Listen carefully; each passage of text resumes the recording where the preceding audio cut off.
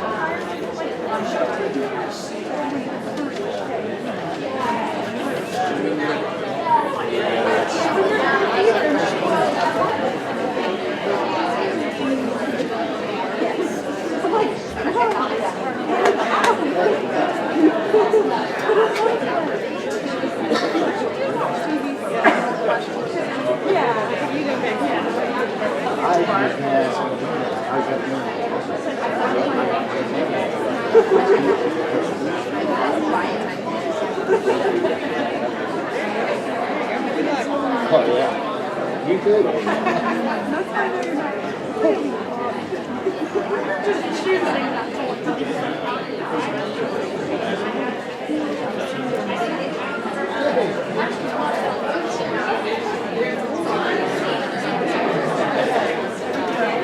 Good evening, everyone, and welcome.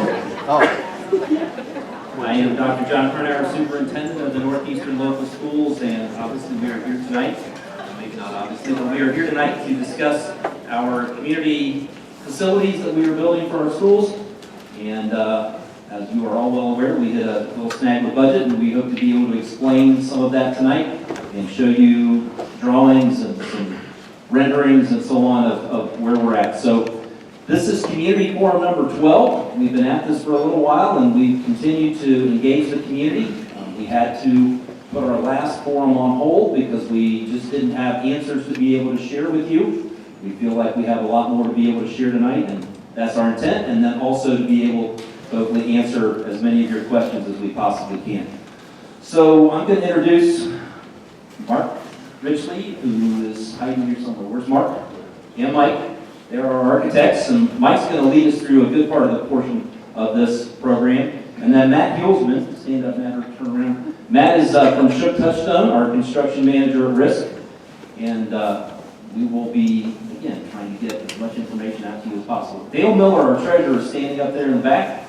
Our money man, who has done a great job with managing our money so far through this project. We're, again, being able to sell bonds and collect some interest on that will help us with this project. So we're very pleased about having Dale on board. Our board members, or a number of them are here tonight. If they raise their hand, we are not in an official board session, so they will not be able to speak to you directly as board members. We chose not to go that direction, again, just to get information out, but they are here to listen, and obviously we will address anything that we would need to through the board at a future date. But they are here to listen to you, so again, appreciate them coming tonight. So with that, I'm going to turn it over to Mike to kick us off, and then I will obviously chime in and help answer questions along the way. Great, thank you, John. My name is Mike Richley with Richley Architects. And the agenda for tonight, we'll do a quick review of what the facility master plan is. We'll talk about, you've heard that we've been over budget and managing through budget situations. What exactly have we been doing to reduce costs for the project? We're going to give you a snapshot of what our current budget status is, so you know where things stand. And then we're going to get into, hopefully, what will be exciting for you all, which will be Kenton Ridge's site plan, the floor plans, with a 3D model spin around of Kenton Ridge. And then we'll go to Northeastern, look at its site plan, the floor plans, and spin around a 3D model of that. Talk about what a revised project schedule looks like. And then most importantly, lastly, open it up to you all for questions and answers. So first on what the facility master plan is. So what's on the screen is your existing configuration of your district. Northeastern High School is your 912. At South Vienna, you have your K8 with your elementary and middle. Rolling Hills, K5. Northridge is your K8. And then Kenton Ridge is your 912. And the master plan is to replace those buildings with two buildings. A new Kenton Ridge, pre-K to 12, and a new Northeastern pre-K to 12. Okay, what have we been doing to reduce cost? I'm going to just walk you through a long list of all the things we've been working on. Foremost, we've completely redesigned both of your buildings from the ground up. And what we had to do was compress the floor plans and compress the building to take square footage, which is a direct cost impact, out of the project. So it's reduced square footage, we're reducing cost. So at Northeastern pre-K to 12, we removed 7,328 square feet. Now that was identified as LFI square footage. So at Northeastern, we are at the state standard for pre-K to 12.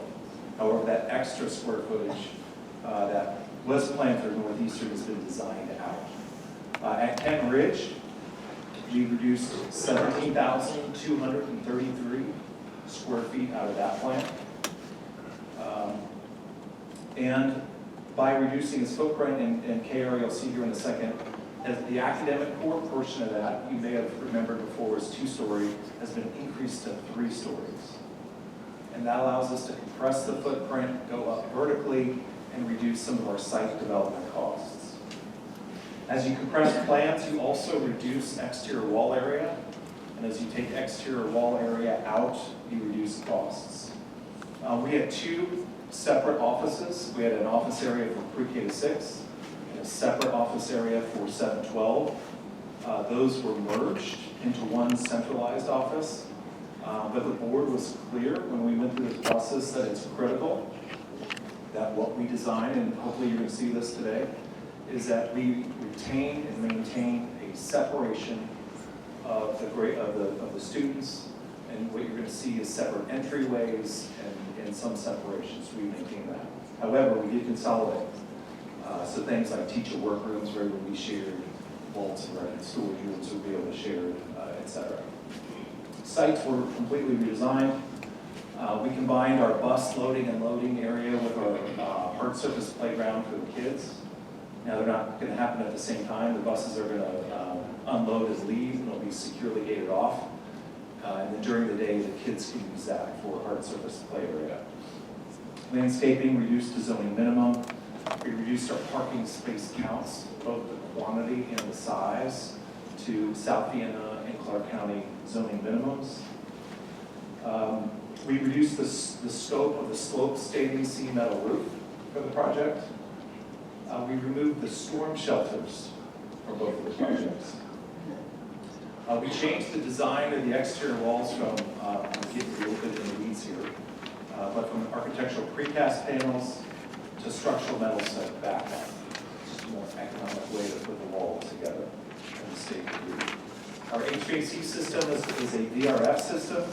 That's a system that uses less ductwork that's running down through the corridors. The less ductwork that's happening, the fewer laborers that need to install the ductwork, and it reduces cost. Some of the material quality selections were reduced. And an early vision for LFI was to do some terrazzo floors, potentially in lobbies in certain areas, that those will be removed from the project. We talked about a rainwater harvesting system, the idea of using rainwater to flush toilets. That was removed. We had interior windows between classrooms and corridors and hallways like that. The majority of those interior windows have been removed. And then on our exterior windows, we still typically have 2 windows per classroom, but they're slightly smaller than they were before. So that's a summary of the major reductions that have happened in the design. This was the version 1 design for Northeastern pre-K to 12. And so, for example, this was from last June, where we had the slope roof areas. You see over the academic cores, and a good portion of slope roof area over the back. You see our storm shelter that used to stand over there. And then we dropped it down for our library. We had kind of some, a little bit of a boomerang shape in the plan. We also had completely separate offices, where we had one office over here and one office over here. So the current Northeastern design will look like this. So it's more compressed and compact. The scope of the standing seam slope metal roof has been reduced. We still have separate offices and entrances, but they share a centralized office. If you go back on thank you. So in other words, what you are doing with this design is you're limiting the number of standing seam vaulted roof and going to the flat panel roof design more predominant. We're reducing the amount of standing seam slope metal roof, and we're going to a low slope roof. Well, what's the problem with the roof existing instead of flat? Absolutely. So we're gonna keep a flat roof that we haven't repaired at other schools. Yeah, and I don't know if you want to, I'll just dive in, John, you come out. So the question was, why are we going to a flat roof? And it's the cost savings, but technically it will not be flat. The building code does not let us build flat roofs. It's sloping a 1/4 inch per foot to the downspouts. So it's not technically flat. All right. It's definitely flatter than the metal seam, there's no doubt about it. We wanted to do metal seams. We absolutely said we were planning on doing metal seams. And then we hit a snag in the budget that metal seamed roofs were going to cost us on Northeastern, I believe it was in the area of a little over $3 million to add that to the project. So that became a huge ticket item in terms of being able to try and reduce and get to, again, being able to get this done. Well, their cost is more of a flat roof. I know that for a fact. So the $3 million should be included. I'm telling you, it's going to cost the school district more money to not have angled roofs and have that flat roof. Flat roofs don't work. They don't work at all. Any business will tell you that. All the schools that's being built new ones are going to old roofs. We hear you. We hear you. We're going to keep going on because we got a lot to cover. We understand what you're saying. Okay. 2 years ago, when you were originally talking about design, and I said, look, I've been in construction for years, and flat roads do not work. If you're not going to go with, and that's when you said, look, we are planning on going to standing seam, we are planning on going. And that's what we voted That's what the for, taxpayer right? passed the That's levy. what we approved. That is what we approved. Bait and switch. Right, What absolutely. you did 2 years ago, what you did is you asked for $75 million, whatever it was, for a contract that's 2 years old because of the cost of material and everything else skyrocketed or went up. You don't have the money to make schools that you want, so you have to reduce the cost. You're using, if you just put up there, you're using cheaper material. You're going from a roof that you want to put up there that works to a flat roof. And if you check the other companies, like I used to work at Cooper Energy Service, which I understand don't work, had a flat roof. Every single year they would repair it. Every single year, year after year after year. Because one leaks here, they repair it, then it goes over here. You can't find a leak in a flat roof. You cannot find it. Because the water settles there. It stays there. It don't go nowhere but evaporates. If you do this, I guarantee you, and everybody in here will guarantee you, you'll be replacing that thing in 10 years. And we all be back in here where we started. You're gonna have to rebuild another school in 25 years because you're using cheap-ass materials. And I don't have children. I got one granddaughter that's going to Kenton Ridge right now. She's just started this year. This school won't be built. So I could care less.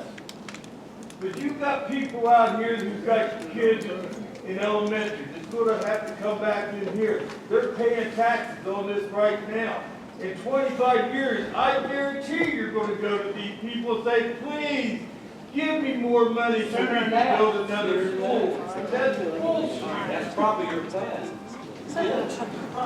Okay, You come back. we hear you. I know you've got a lot to get through. Let us get through that. Again, I'm not sure I can address and answer everything. We're going to do the best we can, but let us try and go through so that everybody else here can hear everything as well. And then we'll come back and try and address as best we can where we're at. Okay? Go ahead, Mike. Bottom line is taxpayers passed this levy to get the schools that were presented to us, the designs that were presented to us. There were problems that you came into, which I told you at that time you were going to with regard to properties and everything else at that time. And now you're right back here trying to sell us on something that's less than what we agreed on when we passed it. So you can continue to make the presentation, but you're not going to address everybody's concerns if you can't come up with why we are where we are today and why you want to go to a regression to a design that we cannot agree to. Okay, let's keep going, Mike. All right, version 1 of Kenton Ridge looked like this. And this is the current version of Kenton Ridge. One thing you'll notice that Kenton Ridge has a 3-story academic core now up front. All right, what is our current budget status? Okay, so I'm going to walk you through the history of the last 7 months and share with you where we stand today. And this is a snapshot of Northeastern through its estimating process. So the first estimate for Northeastern was done in July of 2019. It had a co-funded budget of approximately $32.4 million. That's the subcontracted cost of the work. The district had an LFI of about $5.1 million to fund things like the slope metal roofs and all the things that they talked about. So the total budget for it was $37.5 for 187,247 square foot building. The estimate came back from the construction manager at 49.2. It was before value engineering. It's 31% over budget. So the overage for Northeastern was $11.7 million. The local funds available to offset that overage were zero, right? Because the LFIs have been distributed to additional value-added scope. So our total unfunded overage for that, $11.7 million, 31% of it. So we completely redesigned the building, and our construction management partner provided another estimate. It's called estimate number 2 in December of 2019. Co-funded budget remained the same. The LFI budget was reduced to $0.8 million. So drastically reduced the LFIs. So trying to design a base listing of building. So the total budget for the project was $33.2. Building size reduced to 179,919. In that estimate, which came in December of 2019, $40.3 million, 21% over. So our estimated overage, $7.1 million. And the district has $4.3 million of available locally funded initiatives to cover 60% of the cost of that. And the rest, the $2.8 million, The 40% overage represents about an 8% budget overage, which is where we're at today. With this redesign, we're working through the state model, or the OFCC's base budget building plan. That is where we are looking at saying that that overage and that 40% is the agreement that we have with the state to fund the base building, that they will have to kick in their share of 40% of whatever is over. Have they agreed to that yet? We've already signed an agreement with them. What we're all trying to do is to get this budget to a base number that we're not over budget. Everything we're talking about is an estimate right now. We don't get the opportunity to go out for bids until after we get through the schematic design and the developmental design phases. And then when we get to the CD phase, that's when we actually can go out and get hard bids, which will create the hard numbers. Now, we're putting a lot of things in that we wanted in as alternates. If bids come in and we get back to base and we can add those alternates in, then we are going to get them back in, okay? Now, this isn't going to answer the question on the slope seam roofs, because I don't think we're going to be that much under with any bids that come back that we're going to be able to add all of that back in, but we want to put that in as an alternate. We would like to get back to that, okay? But we've got to get the buildings built. We're not going to use substandard materials. We have to follow the OSDM manual, which won't allow us to use substandard materials. But the sloped seam metal roof is not what they consider their standard. What they consider their standard is that low slope roof, okay? So we're still using and following their manual. They built buildings all over the state. I'm not going to say the roofs never leak, okay? I'm also not going to say that metal seams roofs never leak, because I had that happen where I was at previously. They don't leak as often, obviously, okay? We want to be there, not answering your question, but that is one of the things we want to be able to do, is to put that back in as an alternate if bids come in better than where estimates Let at. me ask you a question. Going back to where we were, when we originally planned, when we got the levy out there, the estimates that were done at that time were for pitch roofs with standing seams. Where did those estimates come from, and where did they go to that we're now looking at $50 million over, 31% over budget?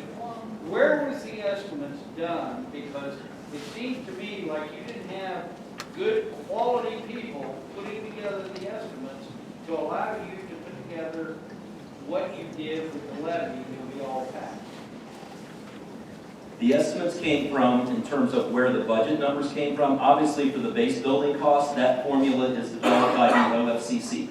So we get basically funded for square footage in the building based on the number of students we're projected to have at the time we move in, okay?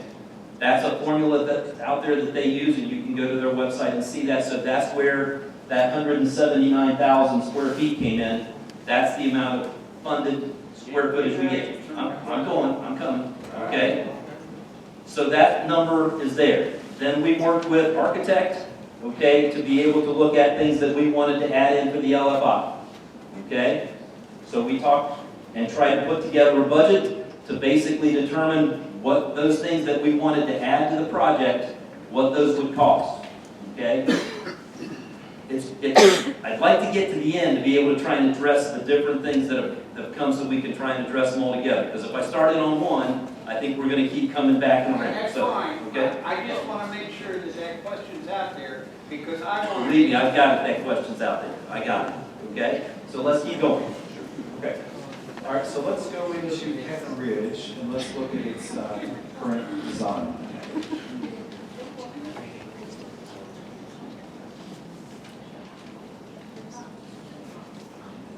All right, so this is the Kenton Ridge site plan, and we're sitting in the existing Kenton Ridge here in Middle Urbana Road, runs north-south this direction. So our new building is going to sit here, and we're going to tie it into Montego off of a new loop road, and then we're going to tie also back into Middle Urbana. So it'll be a new internal loop road connecting the site both to Montego and to Middle Urbana. So if you're a parent and you're dropping off, you can either use this Middle Urbana entrance, You come through here and do the drop off. And then you have the option to either turn right to go back to Middle Urbana or left to Montego. Or you can come in off of Montego, come in this way, and come in to the drop-off lanes in and out. We have student parking on the south. We have approximately 200 staff parking spaces on the north and on the east. We have our loading zone here. Then we have our bus parking on the west. And then here in the front, we have entrances on this side, the east side for the 712 building, and entrances on the west side for the pre-K6 building. As we look at the first floor plan of Kenton Ridge, in the center, you'll see the consolidated office area for the whole pre-K-12, but you'll notice how there's separate entrances, so separate entry vestibules, separate reception areas, both for the 712 building and for the pre-K6 building. Some of the efficiencies we're able to get by merging them is through the clinic space, storage space, staff restrooms, teacher workrooms, guidance storage, and so forth, was able to be shared through the whole K-12 building. On the left side of the first floor plan is we have our youngest learners here, our pre-Ks and our Ks, and their restrooms, large group restroom here. And then there's a stair that heads up.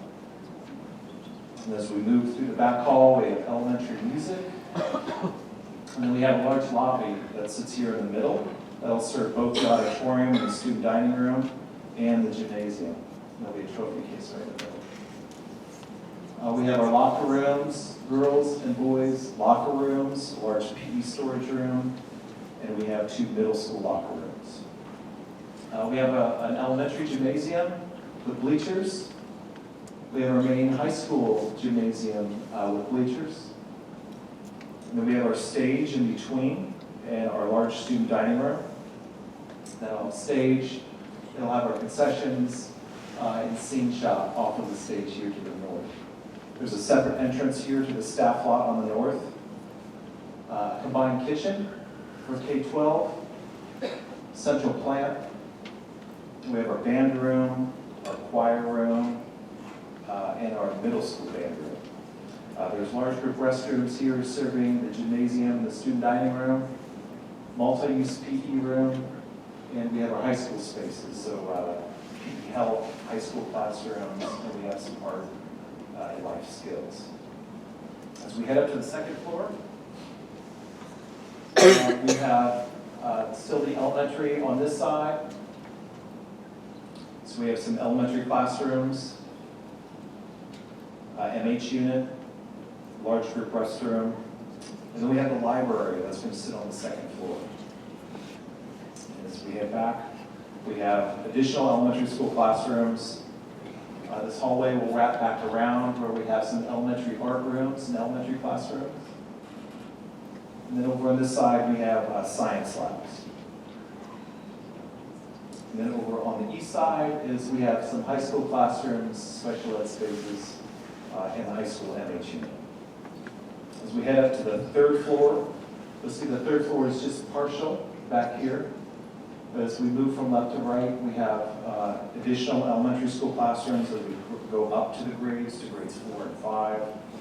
There'll be a restroom. And then this will be open to the library below. This is an extended learning space for elementary and middle. We have science labs, some additional physics labs up here, a large group restroom, and then 5th grade science in our middle school is up on this floor with the MH for the middle school up here. There are provisions for elevators in the plan. Yes, sir. Okay, next let's go see Northeastern.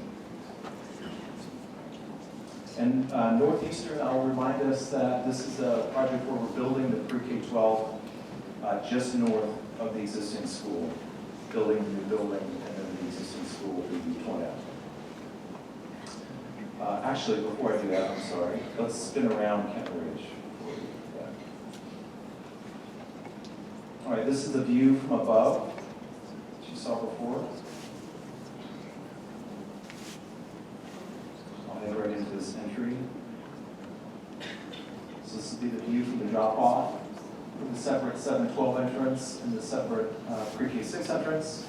The shared offices on the first floor, and then both the second and third floor, all those large windows will be the library. Coming right to it. As we head down this building, you'll notice a second entrance with a load in this building. We need to have 2 ways in and then 2 ways out. So both of these entrances will work together, both of them feeding that large vehicular drop-off before and after school.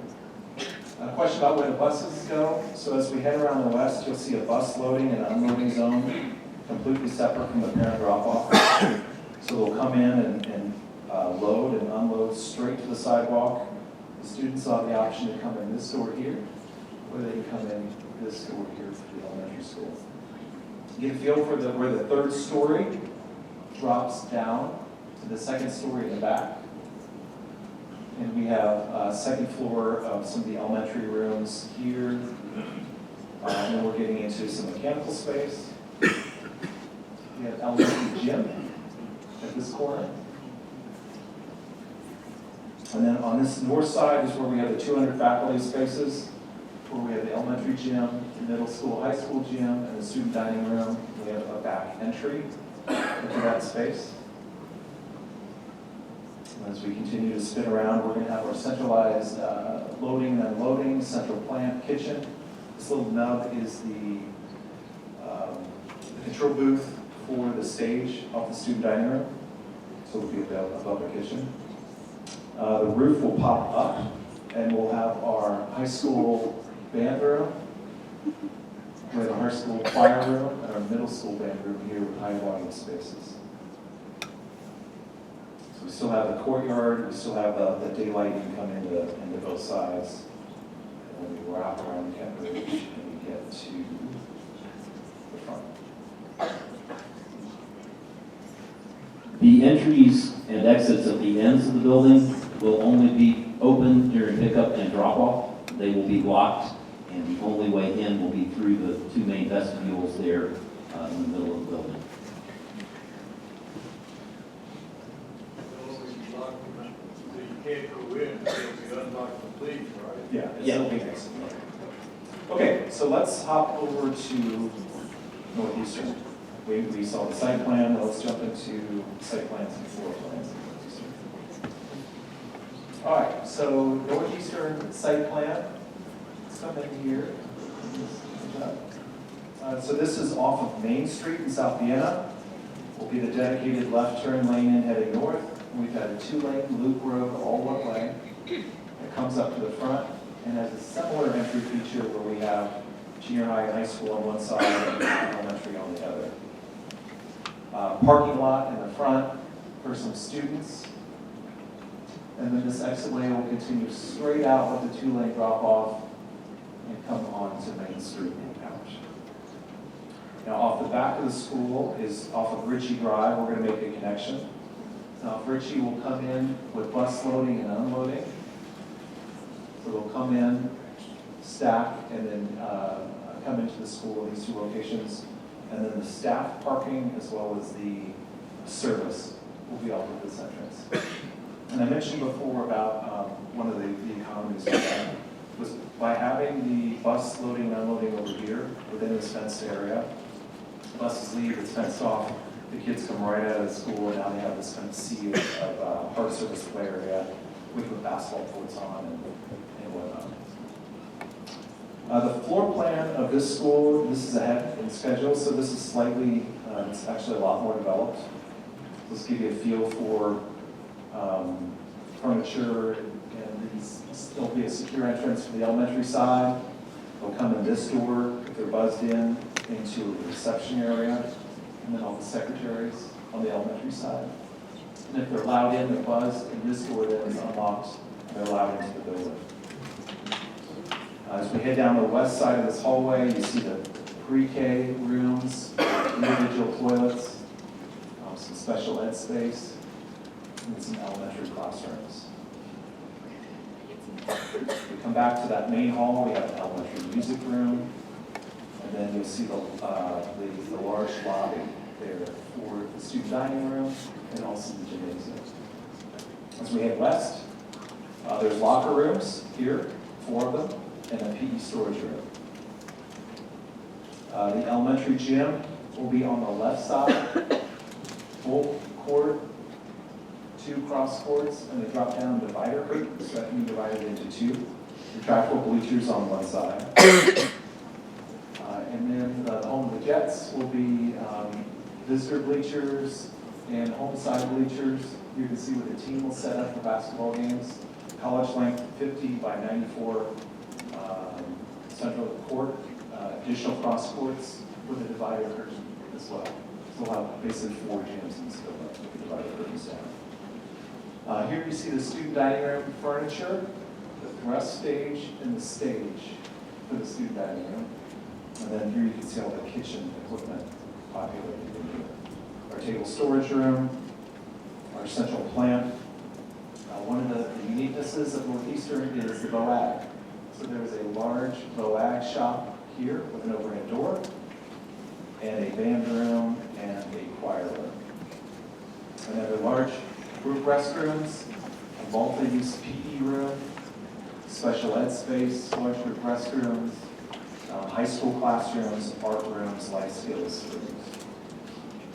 Well, the 2 stories here, so as we head up to the 2nd floor, we'll start on the left and work our way right.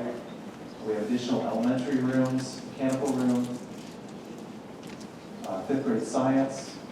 It's going to be an incredible library here at the heart of the school. Story corner, librarian's office, librarian's conference room. There'll be a computer lab right off the library with windows.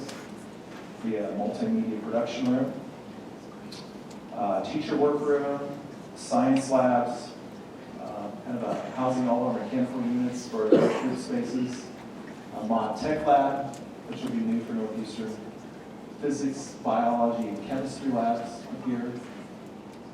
And then on the east side, we work past our 5th grade rooms, 6th and 7th grade middle school will all be on the school. I hit that really fast, so I'm here for the Q&A, so if you want to zoom into your particular room later, let's do it.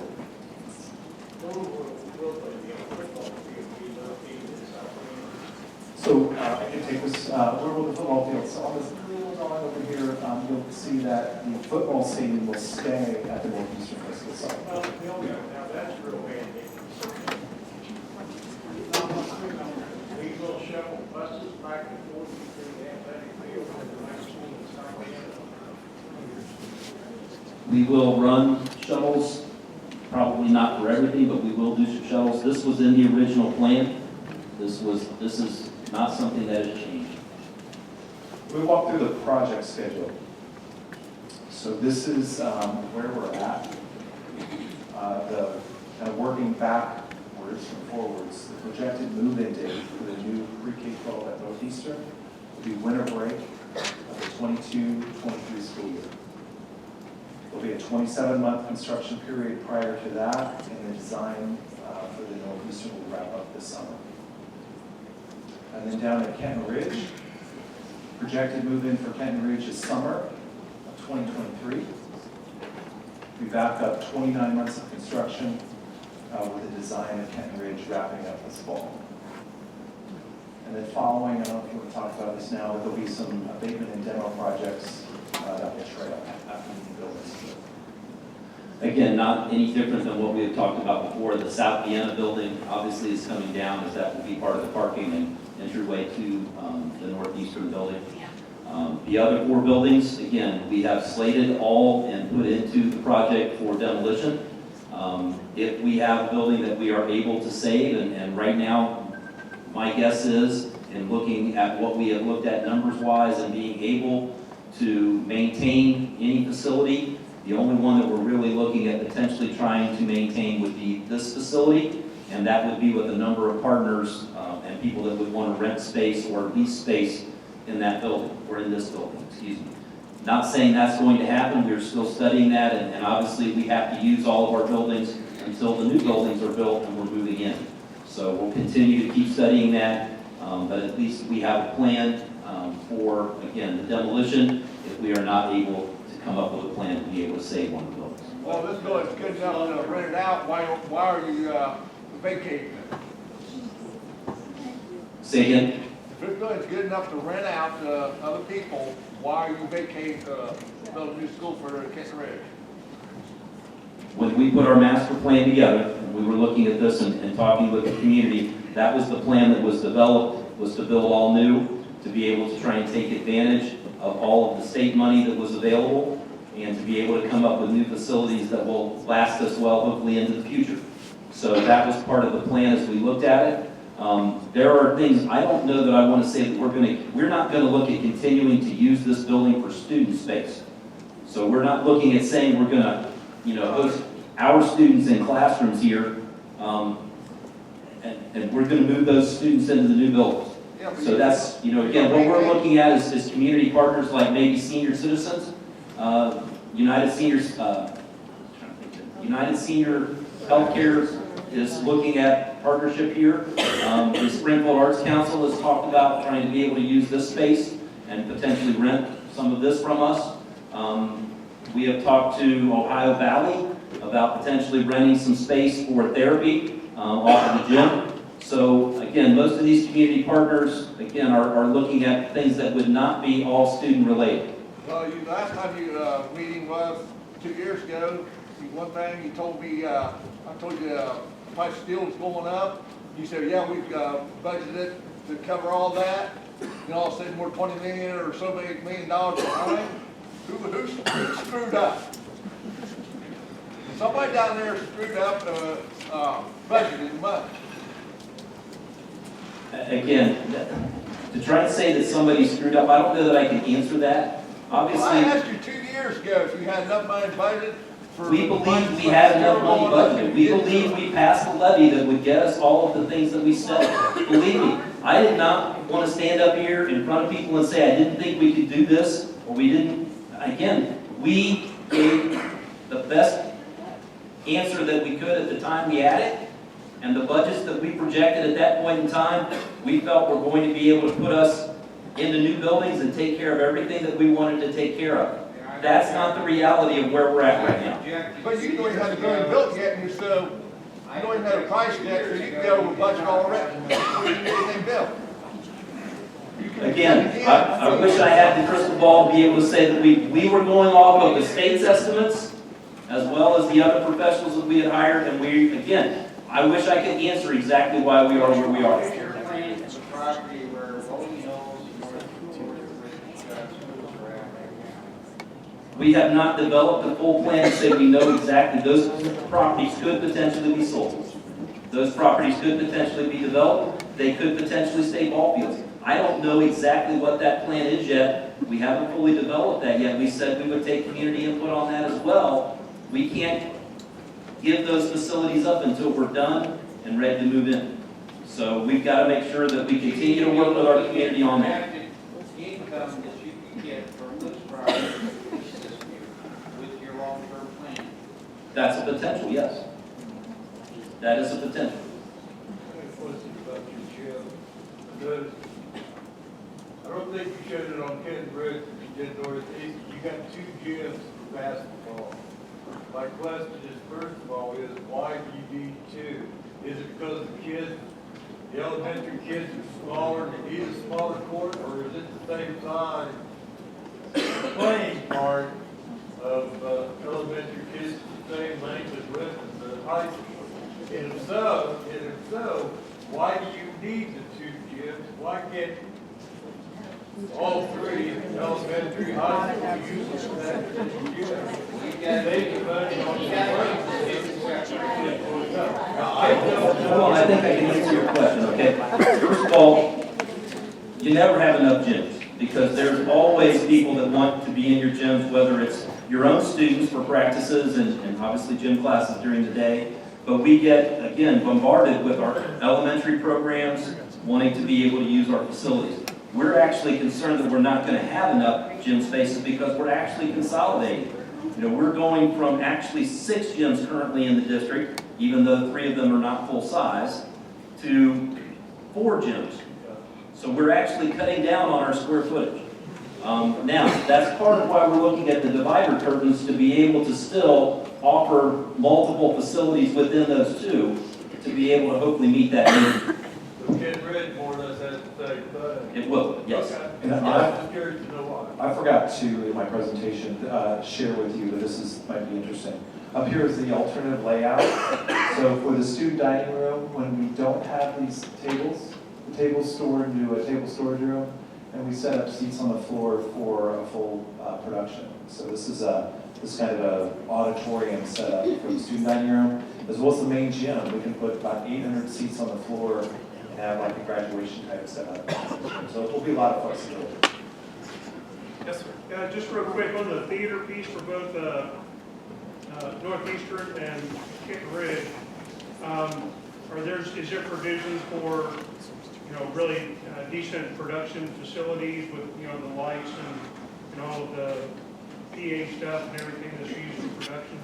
There will be a PA system, and I mentioned to you, see if we can find it on the second floor plan.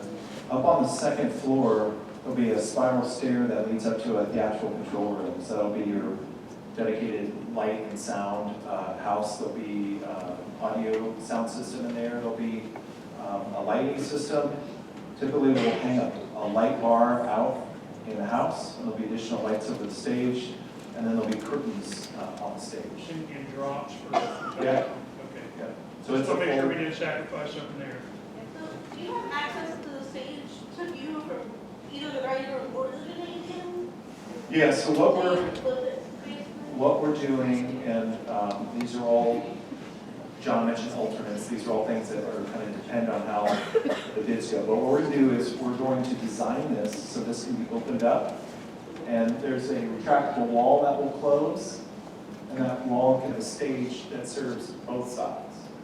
So it gives you a lot of flexibility on opening the stage to the gym or the stage to the student dining room. And that's why you'll see these set of doors and stairs. So now from the gym, I can come through this door, up the stairs on the stage. On both sides, that's going to be, again, budget number driven. Can you talk about We this? all have access for both. If I need it on one graduation.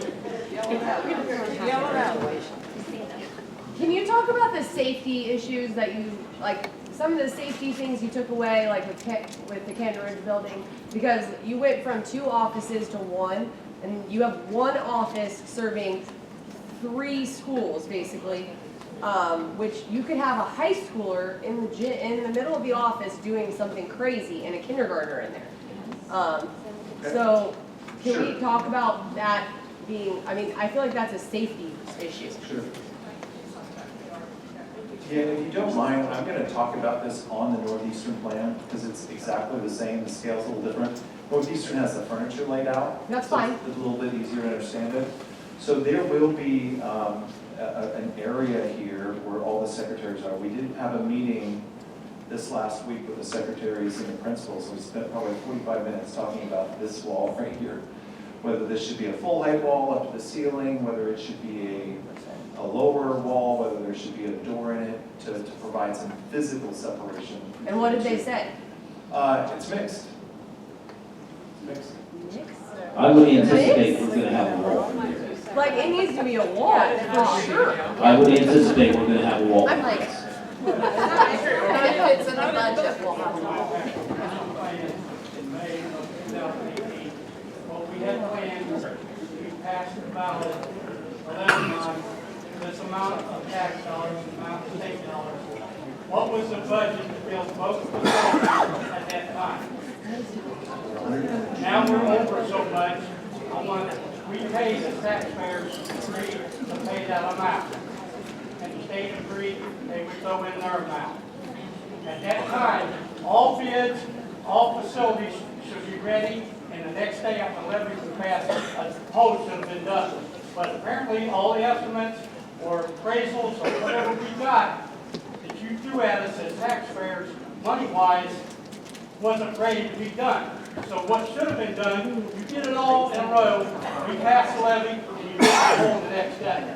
But that didn't happen. So that's actually not how the process can work. I understand It that. can work that way because if you're going to build a house or any facility as a business, you go make a budget, say I can spend this amount of money and I'm going to have this built and this is what I'm putting in the facility.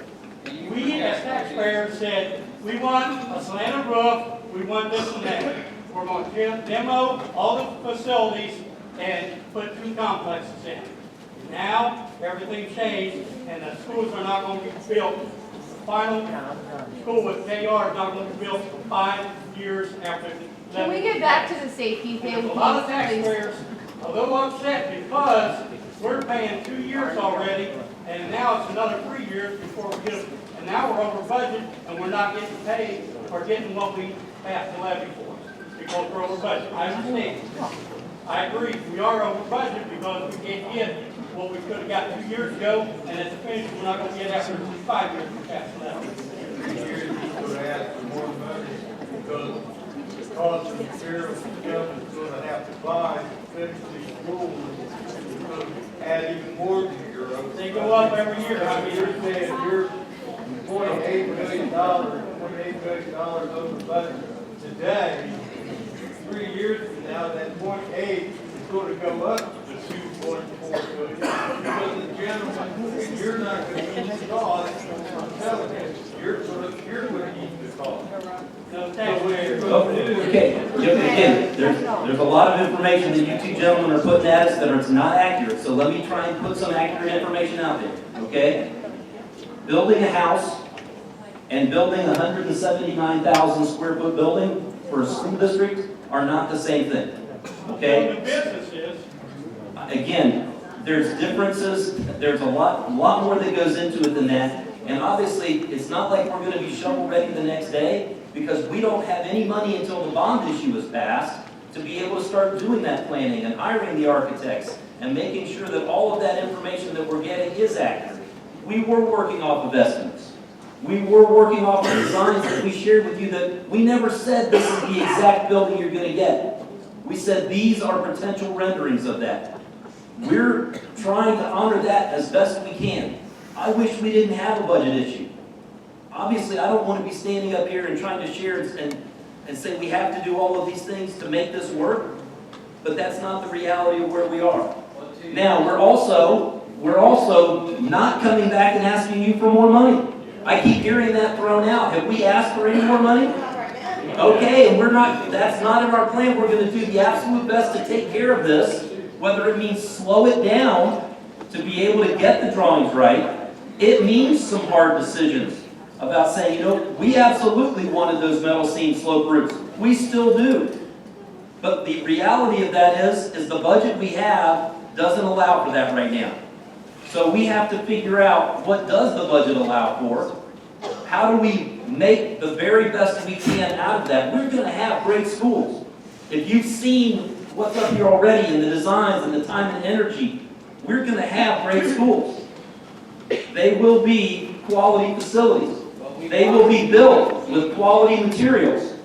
We want them to be able to be maintained. And we will maintain them. That was part of what we're doing as well, is making sure that we have the PI dollars in place to make sure we maintain maintenance and take care of our roofs. Now, is it the same? I'm not going to sit here and try and tell you that that difference in the roofs is exactly going to work out and be perfect.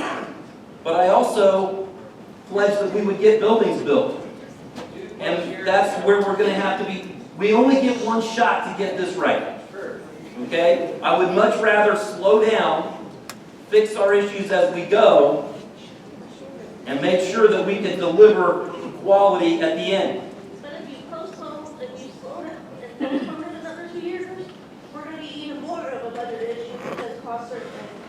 And we're not looking at slowing it down another 2 years. That's why, again, we've already shared, we've got a groundbreaking date out there. We are working, I think a lot of times people thought that everything stopped when we stopped our last community forum. The amount of hours that's went into this project since that time is probably double what was going in on the front end. Do you have something that shows where we were 2 years ago? With the budget? You know, I'm happy to share that with you. You want to come see me in the office, but I think I'd like to try and get through the rest of this. Okay, I'm happy to meet with anyone. I've shared that at any point in time. Call me. We can set up a meeting. I can try and go through these, but I'd like to make sure we get through the rest of this. Let's get through the rest of the presentation. We'll keep answering questions. I'm not going anywhere. I only live around the corner. Okay? I'm not planning on going anywhere. Can you get back to the safety thing? I wanted to get back to the safety issue. Yes. Because that's important. Yes. And can you tee me off a little bit? Is there any specific safety issue you want to talk about? Yeah, there is one office in the middle for a whole building of people. So if there is an emergency on the 3rd floor, there's not an office on the 3rd floor, there's no administrator up there. That's a big building to get through. We're going to have administrators in the building, okay? They're going to do what they always do, which is make rounds in the buildings throughout the course of the day. Will they always be where something happens? But we have staff members and teachers that are going to be there too. And that's kind of our plan for anything that comes up in terms of an emergency, is that we circle the wagons and we get in there and we take care of what's going on. Well, why couldn't it be refigured that there be an office area on one of the other floors? Why would there not be? Well, now you also then isolate that from everything else that's going on down in that main office complex. So again, I've been in buildings where an office was separate from the main office. Again, that did not work well either. So I've seen it both ways.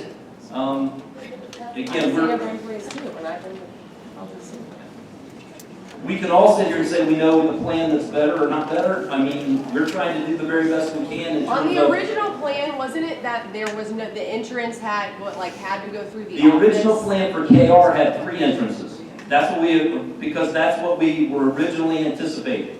But okay? I meant we had so to that cut you out couldn't get in. 17,000 square feet, and a big part of that economic savings was to try and combine some of those office spaces like teacher workrooms and some of the I understand. I'm economy asking you about the entrance being wasn't there a way, because that's free, you could get straight through the building, This straight is in. not, no. So let me explain how this works. This is exactly the same secure vestibule design as any of the iterations. So how this works is in the morning, while there's kids coming in, the doors are open and the kids come through the building. When school starts, these doors lock and also these doors lock. So if you're coming late, you would come to here, you would buzz in and be identified, and if you're allowed to enter, then you're allowed into the secure vestibule, where it's also locked down. And then they can visually see you, and then you could be buzzed in the second door. And after you're buzzed in, you'd be identified and badged, and then you have to be buzzed out to get into the portal. So that same secure vestibule happens on the elementary side and also on the 7-12 side. That has not changed. But there's a window there, so people can see. Yeah, because they can see right out. Yes? On a positive note, I know there's a lot of negativity here, but as a teacher who's teaching in this district and who is trying to educate kids in this district, these buildings are much more safe and more healthy and more conducive to learning than what we have. So we have to move forward with what we can get while we can get it.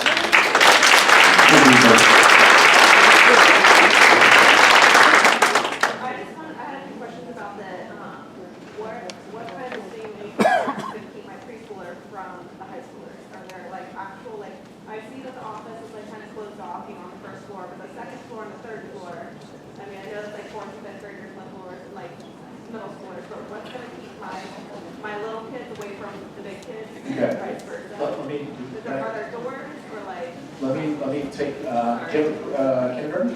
Let's pretend you. I have a lot of kids. Okay. So is your kindergarten dropped off by bus or by mom? They're dropped off by me. By mom, okay. So you're going to drop them, they're going to come right in the store, and they'll be unlocked, and they're going to turn around here, and they're going to pop in, and their room is going to be right here. Okay? So that's where they will live. There's a large group restroom right across the hall. They also have their own individual restroom, kid size for them. Now they're going to leave the room for a couple of reasons. One would be recess. So when they leave for recess, they could go straight out here into the playground. Or if recess is tied to lunch, they come down this hallway and they get to the student dining room. Now, the student dining room is shared with the older kids, but it's separated by time. So the lunch period for the little kids won't be at the same time as the lunch period for the older kids. So they're traveling down this hallway into the lunchroom and back out without traveling. That hallway, there's no like door, like high school is one or in the hallway. So, yeah, so let's say you're a high schooler and you want to walk into your kids' room. You can come down here, walk down the hall, turn left through the lobby, turn left, and turn right. That's what they would have to do. Right, and what stops them from doing that? That's a huge concern. Staff will stop them from doing that. The actual, the best answer, I think, Mike obviously showed you the physical layout. The best answer of who's going to help with your student not being around high school students is that teacher. Oh, this building will have cameras everywhere. Elementary kids are around high school kids now. They go help out in the schools all the time. I'm in a preschool at Northeastern High School, so our preschoolers are on one end of the high school. We never have high schoolers come down unless they're going. It's not an issue. We sometimes even have to walk into the hallway with them. Like, okay, let's move off to the side. They go, we go. It brings Never have high school. it brings money into the district. Again, we're really already experiencing that now at Northeastern, and again, we have not had any issues with that. Yes? On the Kenton Ridge side, how many elementary classrooms are there? State won't let us. Like, you know, PK, six is all on the. Which side of the district? Kenton Ridge, I believe there were, we approximately have 7 per grade level, 6 to 7 per grade level. It's not exact because obviously our enrollment, as you well know, fluctuates from grade level to grade level, and we may have to have a 3rd grade room be a 4th grade room the next year. And so we have sized our number of classrooms to the classes that we're projecting to be in. Do we have projected dimensions of the classroom? Yep, all of that's up there. So all of the regular classrooms are 810 square feet, which are bigger than most of the ones we have now. And then the kindergarten classrooms. Yeah, which grade classroom would you be interested in seeing? Show you whichever one you want.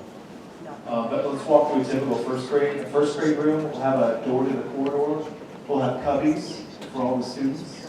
We'll have desks and chairs. There'll be casework in the back with a sink. Every elementary classroom will have a sink with a little bubbler on it, which will be a drinking fountain. There'll be the front of the teaching wall here with all the technology, short throw projectors, interactive whiteboards. The teacher's desk, teacher's wardrobe cabinet, where the technology will be, their sound amplification system, their little Apple TV, and then some storage, and then a group table. Also, marker boards and tack boards. So these are fully outfitted classrooms. Now, if you don't mind to let me go back to your kindergartner, because I wasn't quite done. So when she goes to art, she comes right across the hall to her art room and back. When she goes to music, she comes right down this hallway to the music room and back. So all their specials, everything is in their zone. And this goes back to the board's direction when this redesign happened to maintain as much as possible that separation. The gyms are, yeah, at least 2 separate gyms. Required by the school or the state to demo a building to keep it, or do we decide that? We decide. Yes, ma'am. Okay, my question is, You've taken 17,000 square feet away. What did you take away? So the very first thing I said was we had completely redesigned the building and show you the old floor plan. The old floor plan had a totally different circulation system. We took it out of corridors, primarily. And then secondly, through the consolidation of the offices, we were able to take that shared strip, teacher workroom, teacher restrooms, vault record storage, mail work copy room, some of that, and able to use it. So it's mostly storage and that. We did not lose classroom space. So in talking about what you did take away, you mentioned that you took away smart shelters. Yeah. So in the event of a severe what is the plan? Well, the plan would be what they do here, or what any school, what any student in any school in the state of Ohio does, is you would find areas in the building that are most protected. There's going to be a lot of concrete block in this building. Press rooms, for example, locker rooms are great areas where these are fully concrete block structures with no exterior windows. So that the school, the administrators will define kind of areas in storms where kids will go. It's just they won't be designed to take an F5 at 250 miles an hour. So you got the locker rooms and stuff that's on the first floor, what's on the second and third floor, since that's too cold? Well, if we're in, again, with the major storms, we're gonna bring everybody down to the first floor. Absolutely. We're gonna put them in safe areas. We do that now in all of our plans in our buildings. My question with the budget and tear buildings down. We're going to be traveling from Northeastern over the Northeast Original School for football and fields over there. I know the new workout facility for wrestling and everything, that's very new and packaging, very compared to the old school. Why not keep the old park, the old gym, not build a new one for the facility for basketball at the old high school, but we're traveling over there anyways, and the money you're gonna save, put in extra locker rooms, towards the brook, put towards other rooms, and the facility where the new gym is going for the high school. That facility is an old school, well maintained, can be maintained, and save on the budget, keeping the old gym. So we gotta go over there anyways, football, baseball, softball, whatever. And at this point in time, that's not the plan we passed, and that's what we do have to honor in terms of what we did, it's what we passed in terms of the square footage. Changing things also, reducing school size 17,000. We might think this facility, rent it out, we might tear down Rolling Hills, and Northridge. Things are changing now. We can change back to the original plan and change to each high school gym Northeast. Actually, that's not what we can do, because we passed a bond issue that was to go forward with this plan. And that's the plan that we are moving forward with. Obviously, some modifications, okay, because of budget, but we are sticking with, because this is what was voted millage, and this is what we, again, are tied to right now. And that's what we're, again, looking to move forward with. Okay? Yes, ma'am.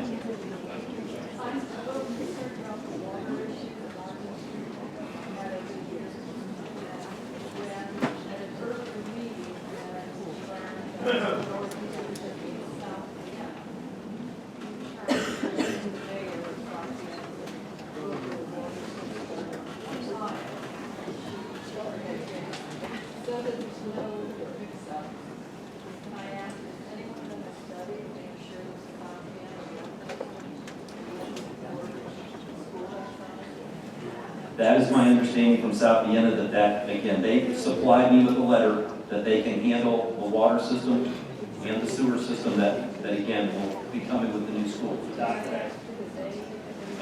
The mayor. So before we start construction, we actually go and go with a flow test. We open up existing water valves and gauges on them to make sure that we have no pressure or flow needed to serve. That's actually done to serve the fire suppression system, way higher than what we would need for water pressure for any domestic, your water fountains, showers, kitchen, and stuff like that. So that does get physically tested. If it isn't sufficient, there are ways to do future pumps and things like that, but it doesn't look like the initial water pressure really we need. So. Yeah, it has to be done to meet code for the fire protection suppression systems.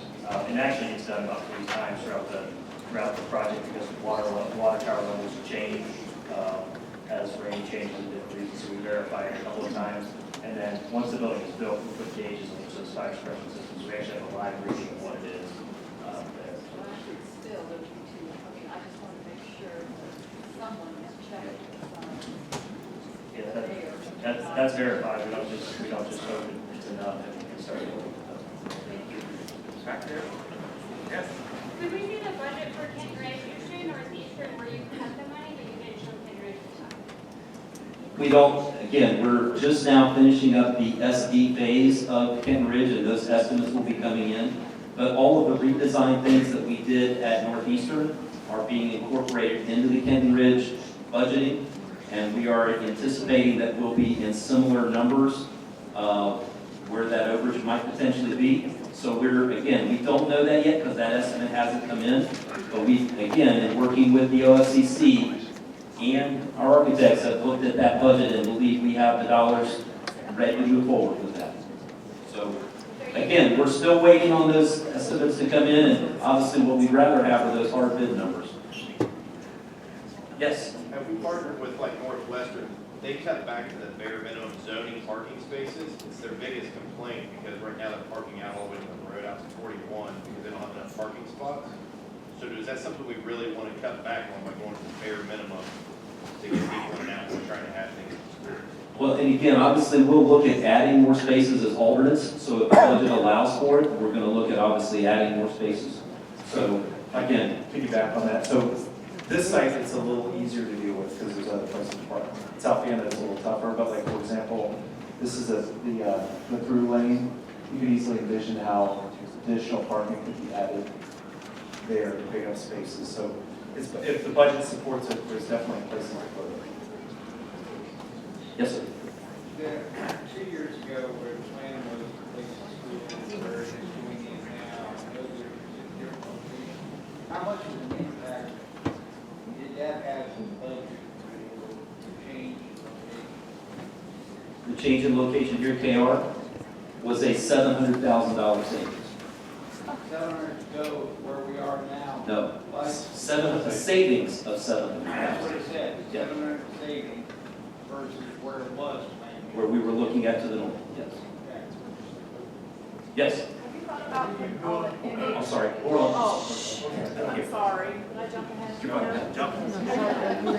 Back here. I feel like I heard you said there's gonna be NH rooms on the second and third floor of KR. Have you thought about putting all those on the bottom level with wheelchairs and getting out with fires and tornadoes? We talked about that, and we talked about a lot of different things that we felt it was also important to keep them with their age level peers. So that, again, we've discussed that in multiple ways, but that was kind of where we decided to go, and that seems to be best practice as well. So that's where, we've got the elevators, so. Are you holding me up, Mr. Smith, or is there? We have an online question. Okay, we'll take that next, because this gentleman, I think he thought I heard him call. Unless you're gonna bring it up, this has to do with our children's safety.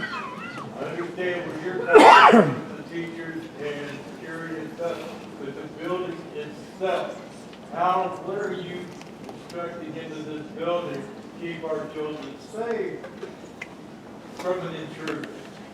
Sure. I understand that you're saying you got the budget. I hate bringing this up, people don't like talking about it, but all of our intruders that do the damage are children. You got a child goes in there with a gun, how do you protect the rest of the children? Whether this building or how this building will be constructed to protect these other children. There's two ways to answer it. One is that once the student is inside, it comes down to the district security policy. I don't know, John, if you want to talk about some of your specific. Yeah, I think his initial question was about physical things that we're doing. Yeah, I mean, obviously, we've got vestibules, we're gonna have, again, if you wanna share some more of those. Yeah, and I kind of thought the harder question was, once the kid's in the building, what do you do? But let's start kind of first, back up from there is the building's gonna be air conditioned. People sometimes have a hard time tying that to security, but since it's air conditioned, you can actually close and lock exterior doors and windows. So that'll help in that all the exterior windows and doors can be locked and secured for the building, which is helpful. After the one, I'm not sure which school, they talked about putting in new windows so the kids can actually leave, go through the windows. And they put in special, I don't know, knockout windows, open windows, whatever, but they're not worried about somebody going into the school through the window. Right. But if you're trapped in, or kids are trapped in a room, they need to try to get out. Now, if you fix these windows and they can't get out, there's nowhere to go. So we had a safety and security committee, they toured, they went and saw Urbana, its new buildings. And Urbana had a feature which the committee really liked. which was windows that had emergency egress hatches in them, which we're planning. So in classrooms, we're planning on emergency egress windows to have a second lane out. So believe me, we're definitely planning all of those types of things and how do we secure rooms and make sure. Our number one line for security though is always going to be our staff and our ability to work with our children to get them to share with us, because in almost every case, just like what you said, with the kids doing the damage, they've told somebody else about that. And that's part of what we're trying to work with our students to say, again, to help keep everyone safe, we need your help. And we get that here. We get a lot of that where students will come and tell us, hey, there's a student who's not acting right, or there's some things that are, and we check it out. So we're going to always continue to do those things. But we're designing as many features in, as like potential hatches there to be able to get out. You have the secure vestibules, and all of those things are part of what our safety committee talked about. And we're trying to make sure that, again, we're putting in to keep our kids safe. Is there any way, and I realize you got walls and you got this and that, but you're trying to block access to kids going from point A to point B. You got 3 floors up there, you got stairways to go up. Now, this could be against the wall. Could you put a door in there, a stairway, where you can lock the he can't go up, or that person cannot go up the stairs to be access to the second, to be access to the first? You're absolutely right. There are certain things we can't lock down certain ways, and then there are certain things that absolutely have to be fire rated to where they're fire rated doors that if that system triggers, that those doors are going to automatically come off magnet and shut. But they're not all designed, and legally I don't believe can be designed to be able to say we can lock down and keep students separate unless we physically take a key and lock a door. And that's, again, we in our plan are more looking at saying we're going to lock down within the classrooms. Doug, I can talk about those specific classroom locks. They had a special feature in them, so every teacher will still carry around a physical key for their classroom. And as they're walking around, that key, depending on how we set it up, probably only opens up their classroom to get into what's locked from the outside. But when they're walking around, if something happens, any classroom they go into, there'll be a keyhole on the inside, and they can lock that. Any classroom in the entire building, they can lock it down from the inside. That way, they're not having to go out, or somebody's having to go out into the hallway to lock it down. So that is a safety feature that's built right into every classroom lock set function that really helps out the situation where everybody's trying to get a barricade between them and somebody that may be out in the hallway. And then that egress window will come in obviously very handy at that point in time. Hold on just a second. Mike, do we have any more things slide-wise that we want to make sure we get out? Okay, so we're good with that. I just want to make sure before we, again, keep doing all this. Yeah, online question. Thank you. I have 3 of them. First one says, I do not see an area for the elementary program on the KR site. Where would the playground be located? Okay, the playground on the elementary side is actually where bus drop-off is. And then right behind that, you see I think it's a soccer field. That will all be play field. That soccer field, it may be a soccer field, but that could just be elementary playground as well. That field, again, may be a placeholder, but that whole area right there will be a fenced-in playground area. Okay? Go ahead. Another one? Second question. Will there be space allotted for an office for the sheriff office resource deputy? Will there be a deputy? Will there be a spot for a resource officer? We have offices in the office. We do not have every one of those absolutely filled yet. We're, again, determining, whether that would be something that we're feasibly looking at having a school resource officer, or whether that becomes one of the other offices that we need for the other services we already have. But we do have an extra space, I believe, in each office complex that could be used for that. Is that So a not plan to guaranteed have that we'll an have a resource officer.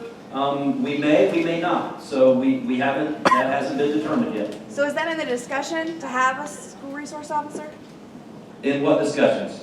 When you're talking about safety and planning? Not in terms of building the buildings, no. I mean, that wasn't a part to say we were absolutely going to have a resource officer. I'm just wondering if that might not address some of the concerns about open spaces. Again, obviously, it's a budgetary issue, and obviously we're, again, looking at where our budget will be and whether we can make sure we put that in, and obviously we're trying to plan for it, but I wouldn't want to sit here. I find myself getting in trouble for making promises. Not that I'm not saying, not saying we're not looking at it, but obviously I want to make sure we have the dollars, and I'm probably not going to make any more promises for a while. Well, I feel like you're putting a lot of pressure on the staff to be out in the hall a lot, and they don't go out in the hall because they're in the classroom with the kids. And that's, in the original plan, you had different buildings. So a resource officer might be helpful to be able to make sure that there's nobody roaming the halls doing things that they shouldn't be doing. I would absolutely love to have a resource officer. Okay, well, I like that. At least you're telling me you think it's a good idea. It's a good idea.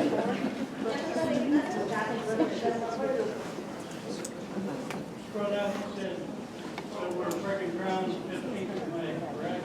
Correct. So everything's in place and ready to go. That's what I'm saying. That's what our, There's some holes, and then we still got to work on budget, planning and estimates. Or we believe we will have, no. We believe that we will have our budget numbers resolved by then. Okay? Now, whether we're in full-blown construction on May 15th, Chinese and things that don't have alerts. They just broke ground. They're so far. They're stopping right now. Money wise.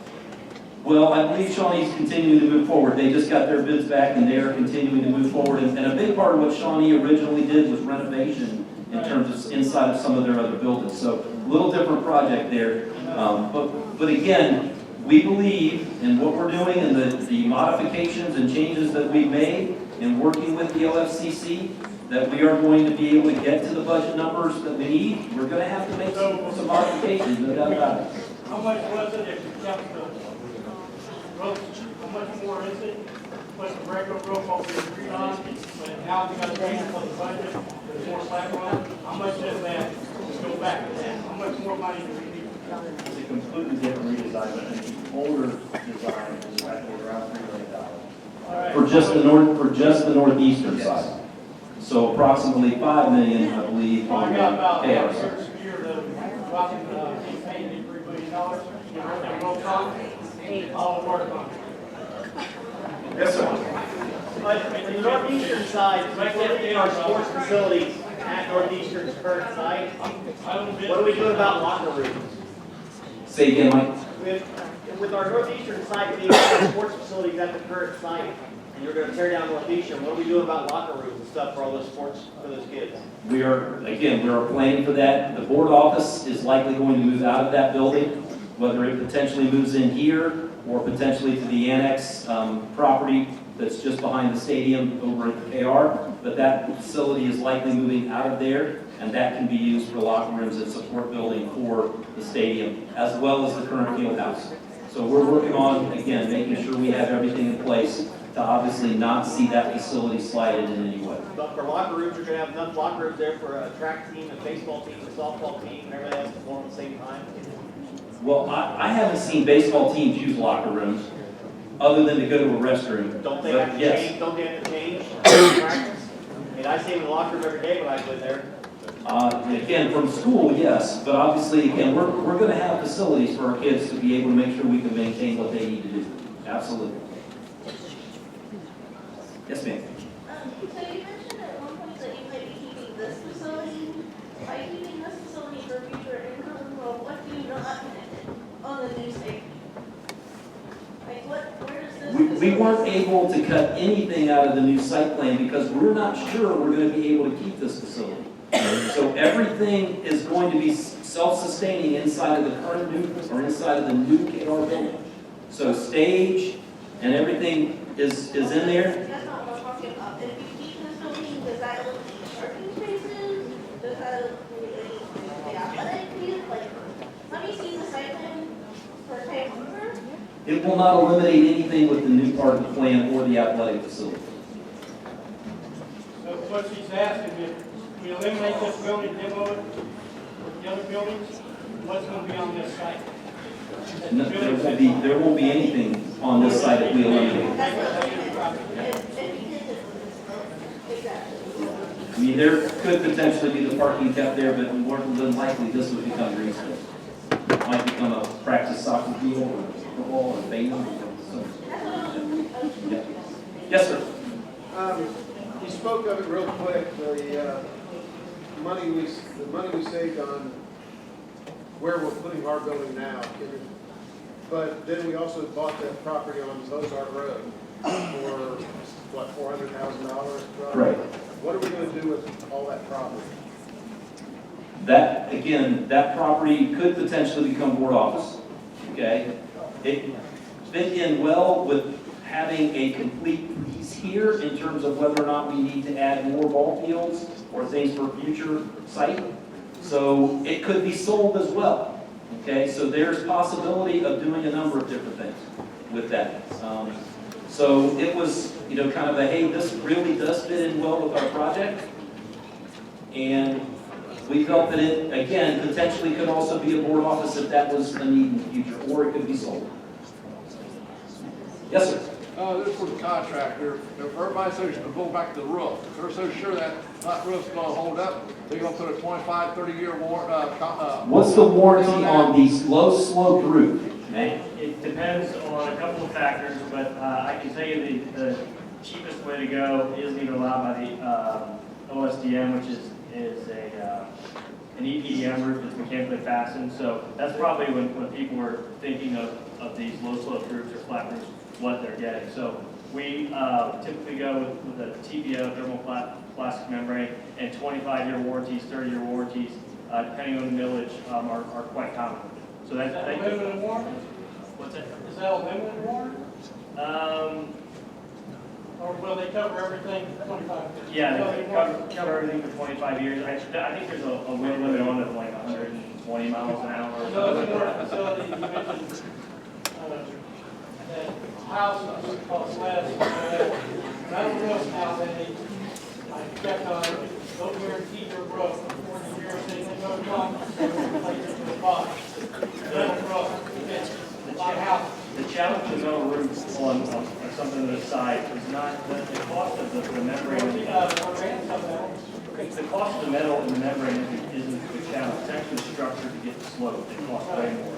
And in probably in Urbana and a lot of schools that we've done in the past, the budgets that have been set by the OCC at the beginning, if they can co-fund that part of it under their base bid because the budgets were set higher, they do that. In our case, because they didn't set the budget high enough at the start, that piece is now being micromanaged, and they're saying, hey, to do that, we're not going to pay for that. Even the slope of the roof itself, we will only pay for the voltage that is supposed to.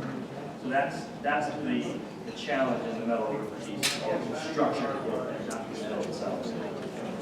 Back to back. Yeah, well, I'm impressed with the knowledge of roofs. I'm just happy that we're getting doors on most of our roofs, that we're not having cardboard walls. We could take the roof discussions out somewhere else. Appreciate that. Again, as I said earlier, the quality of facilities that we're going to be getting is phenomenal. It is not going to be low cost, low grade materials that are being used. Okay? The OSDM has a set minimum standard, which is still a good standard. It's still a good standard. All right? Do we have another online back there? Yes. What percentage of design development are drawings? Are there unknowns escalating estimates from subs? Or what stage of design will GMP occur? Is there a GMP date set? Okay, so there were a lot of acronyms thrown out there, more that these two gentlemen know than I do, although I'm learning a lot of acronyms along the way. So the question is, at what phase of design, and there's SD, DD, and CD, before we get to the gross maximum price? And that point in time, when we get to what's called gross maximum price, that's what the buildings have to be built for. That's what Matt's company is signing on to say, that number's developed and we will build it for that. And if it goes over on that, then their company has to take that on. That's the risk part that they take. So maybe I answered that. Did I do all right, guys? Guaranteed maximum price. Guaranteed maximum price. The Kenton Ridge SD drawings, schematic design, are gonna be done tomorrow. And we start our estimate process on that. Right now, the DD set for Northeastern are due at the end of February, and those will have just a ton more detail, 70% more detail, so the estimate gets more defined.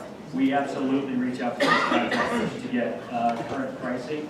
And those estimates do include, I heard a little bit earlier about prices going up. They do include escalation prices for the actual time we will be building it. So that we're not pricing it today's dollar because everybody's right. It would be 3, 4, 6% higher. But we do factor those things in. We don't have a crystal ball with the best guess. So. Is that it, John, back there? No, there's several more questions from the same person.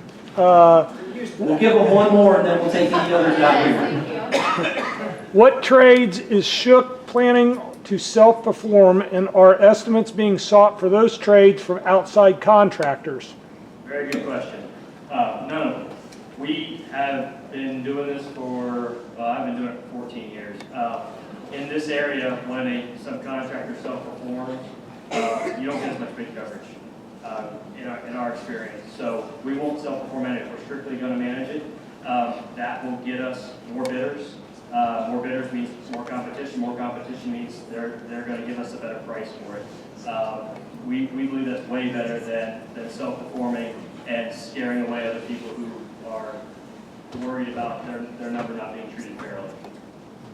So again, Shook is not looking to self-perform, and we're looking for always 3 bidders, at least, and more if we can get it. And to mention that, because I know we have some local contractors and people in the area in terms of materials and businesses, on our website, under the facilities page, there is information about how you can be pre-qualified to be able to be involved in that process.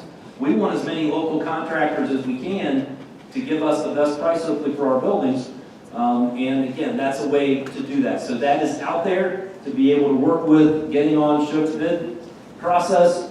And again, trying to get local contractors involved. All right, other questions here? That was my question, the local contractor thing. Yes, sir. What piqued my interest when I got your mailer about you having a groundbreaking in May.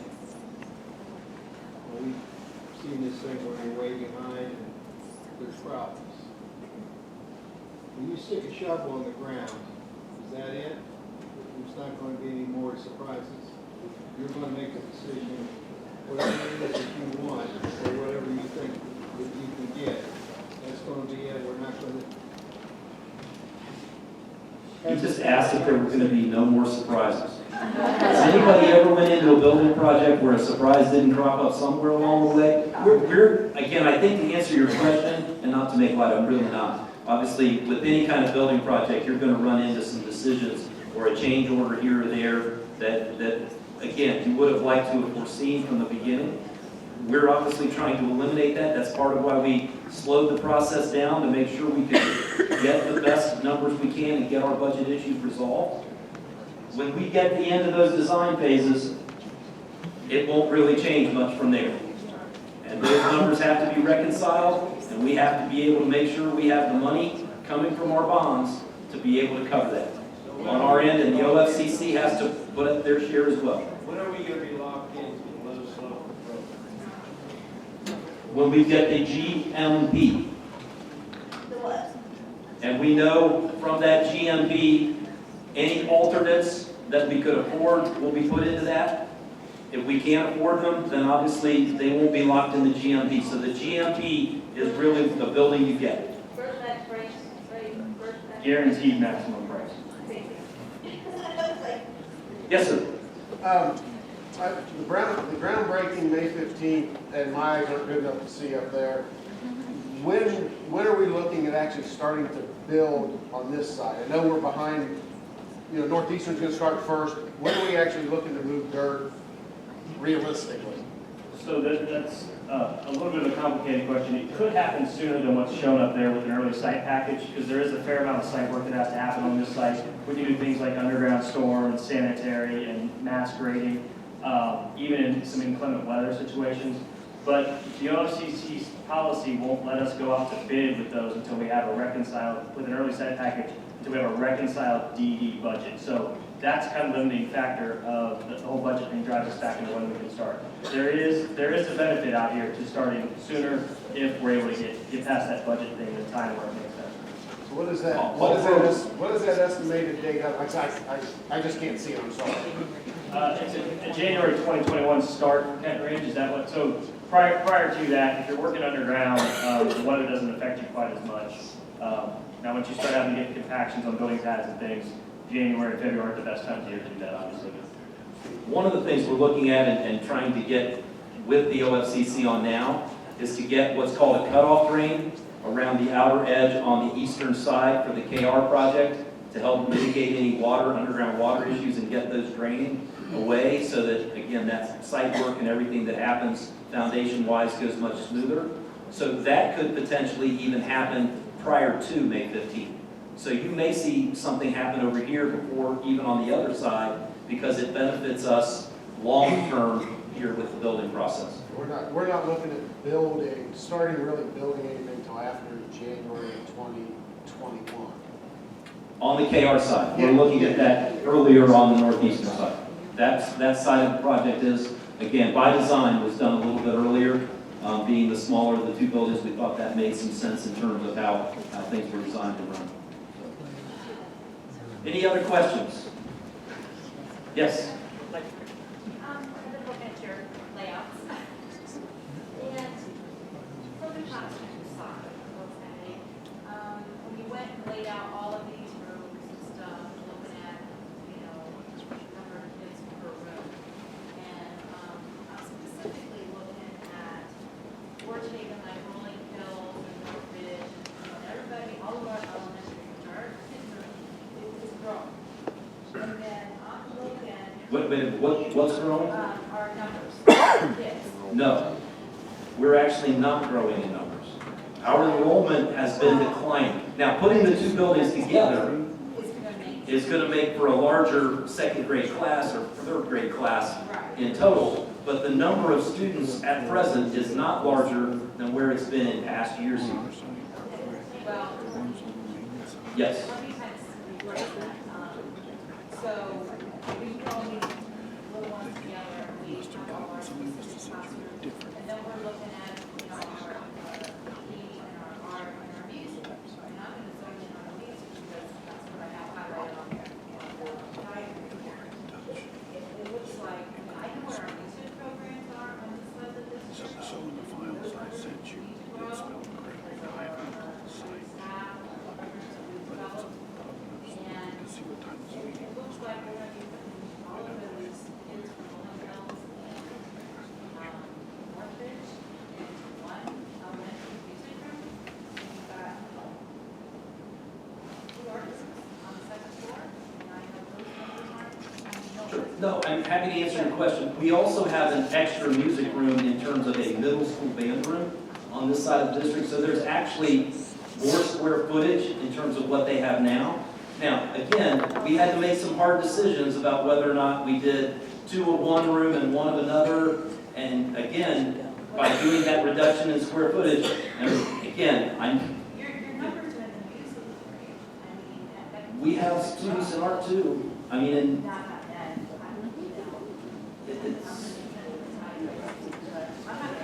no, and I'm not gonna, give me a call. Let's talk about that issue, okay? Sure. not making sense on the number of options that we have. I mean, our music program at the high school, they basically turn 50 kids a week, Give me a call offline, I can definitely answer this question, okay?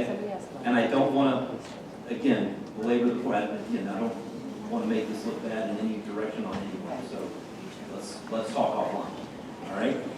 Any other questions out there? So inter-district transfers stayed around the same, because I know Rolling Hills, we're going to combine that and Northridge into one complex. Still have kids here, myself,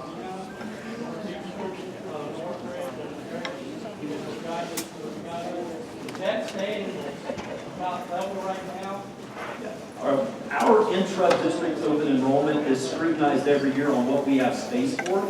So it's not an automatic that just because you live on one side and you want to go potentially to the other, that automatically happens. If we have space for it, we definitely do that. But in terms of, But I was thinking when we eliminate Rolling Hills, and we're all on one elementary, the Northridge combined, are we looking, some of them students won't go to Northeastern complex? no, we did not change our boundary line. Our boundary line for the two sides of the district is still Route 4. So Route 4 is our boundary line. To the east is Northeastern, and to the west is Rolling Hills. And I know there was a time in there where there were some students on one side or the other who went to the opposite, but that has now ceased. That's done. Northridge is separate. My kids go to Rolling Hills because I do inter transfer. I have to go there instead. So certain streets are Northridge, or all of this is Northridge, and they got to transfer to Rolling Hills right now. Everybody goes to Rolling Hill transfer, or there's a boundary for that somewhere. There are boundaries for all of our elementaries right now, okay? And then there are requests, again, to be able to go from one to the other. And those, as I said, are scrutinized based on what we have space for. Well, we're only going to have 2 elementaries, one on each side of the district. So, Can you talk about the lunch situation? Like, is that lunchroom going to be able to be like split, or are they going to start eating at like 10 a.m.? we call that lunch. No, that is we are lunch. definitely going. Our 100%. cafeteria is sized to be able to feed a fourth of our students at a time.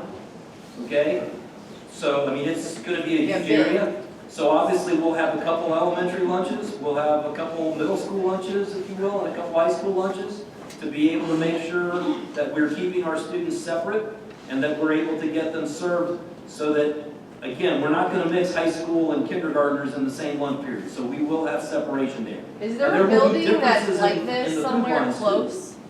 Yeah, so we toured it with the food service director. I didn't know if it was, oh, you did tour it, like, Yeah, okay. and if you're interested in this, can you talk about something else and I'll pull up something, we'll come right back.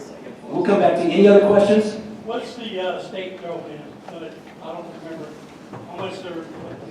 Right at $41 million. So if I get 44 from them, we have the growth. If you can get another $3 million from them just by asking, I'd love to see that. But again, we're working with them as a partner. I'm a pretty good talker, and I own businesses, and I know a lot of people in legislation, plus Mr. Devine, Governor Carson. Since they started the program, they've never paid for its work. It's always come from the local districts. What he's saying is he pays for the roof, and you put it up. Right. That's what he's You saying. said you get 3 bids, if I get one of the bidders to say, yeah, I'll do the other 3 million, including in my cost, we get one of them to do it, we get it done. Right. So we took we've done a lot of field trips, I'm going back to the food service question. We did field trips, we did field trips with the food service director to multiple schools that are doing this. One of them is Bethel. They have a K-12, and interestingly, John mentioned the space is designed to hold a fourth of the students. A lot of them actually have more than 4 lunch breaks. This is 1, 2, 3, 4, 5. This is 8 lunch periods. Yeah. The way they run it there. And the 30 minutes, you can kind of see 9 through 12 how they've worked it out, but it's more of a flow of students over time. It's a big space. Is that about the comparable size, Bethel? Ours will be bigger. It's bigger, okay. Yes. Kenton Ridges will be much bigger. That's what I'm asking. So, I mean, it gives you a feel, it's a big space and you can see a lot of students in it. You'll see the points of sale on the outside. So it's usually a couple different food setups. There'll be a food court set up for the junior high and high school kids that has grab and go. And then they march out and you have multiple points of sale, which means the kids are flying through the line. So I know my kid goes to school, he's like, I wait in line for 20 minutes and I eat. Well, the way these are designed, you do not have that problem. These are commercial kitchens. And then for the little kids, we do a secondary line size for them, more appropriate for kindergartners, first and second graders, where they have assisted service or grab and go. And you can see here, they queue up, they've got windows so you can see them on the outside, they come up and through the line. size, could it be different?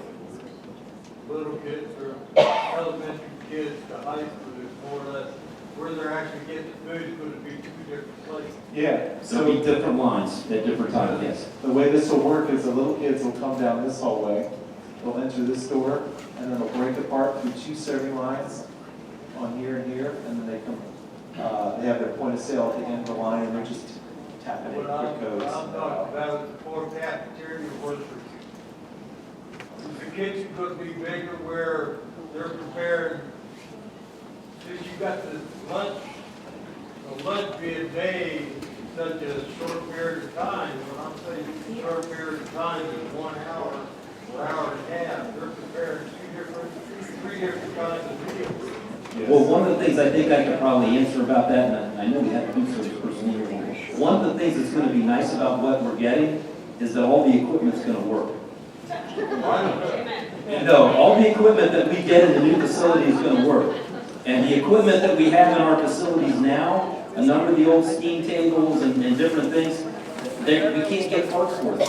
I know my wife worked as a cafeteria worker, and she got done. She worked at Kenton Ridge.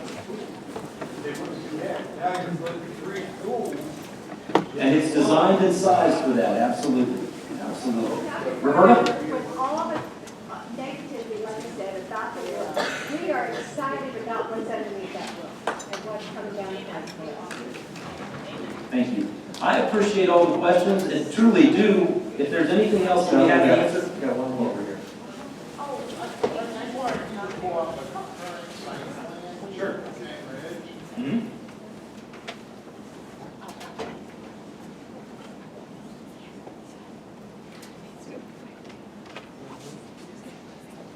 So, you got another up there on an aerial shot.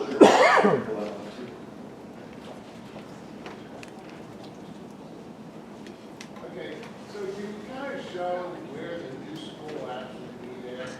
And how close is it to the stadium? The new school will sit right here. Right in that general area? In that back teacher lot. That woods area. No, there is some tree line here that'll go away. The woods is over here. Yeah. The building, so the Montego will be extended. This road will come up and curve. We'll have our parents drop off in the front of our school. You're at the edge of the road.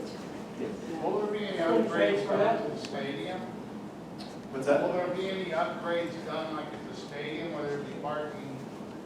Will that still stay like gravel parking there? And This project does not take into account being able to put in blacktop, if you will, for where the current. So we are, again, and you gotta be careful here. In our original LFI, we had for an all-weather track at Kenton Ridge. Okay? We are still looking to try and do that. Okay? So yes, there is still in the plan to try and do that. Now, are there other major upgrades that, we're going to have to see where we end up budget-wise? And we are going to continue to work. I just met with the boosters here the other day and Mr. Spriggs, and we're trying to, again, come up with plans of how we can make that a better situation. So that might be in the budget, correct? Well, it's in the budget. We'll have to see where everything falls out. Obviously, in the current bond issue, when we put in for LFI, we had an all-weather track at KR. Now, I will tell you this, we are going to make sure we have quality buildings for academics before we take care of track. Even though that was in the plan and what we want to do, obviously, we're going to make sure we take care of academics.